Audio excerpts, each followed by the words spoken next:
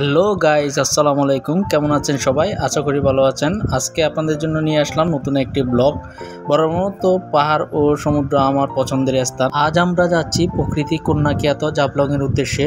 আজ আপনাদের জাফলংয়ের সুন্দর কিছু দৃশ্য দেখানোর চেষ্টা করব। তো জাফলংয়ে যাওয়ার জন্য সিলেট থেকে আমরা একটি জিপ ভাড়া করলাম, দেন জাফলংয়ে চলে আসলাম। জাফলংয়ে না আসলে বুঝতে পারবেন না আসলে কি অপরূপ সৌন্দর্যে ঘেরা আমাদের এই প্রকৃতি। জাফলংয়ে আসার পর সবার অনুরোধে আমরা একটা নৌকা ভাড়া করলাম। আমরা টোটাল মানুষ ছিলাম 12 জনের মতো। আসলে দলবদ্ধভাবে নৌকা চলার মজাই আলাদা। দেখুন গাইস, এই প্রকৃতির সৌন্দর্য দেখে আমার একটা কবিতার কথা মনে পড়ে গেছিল, তাই আপনাদের 2-4টি লাইন শোনাচ্ছি।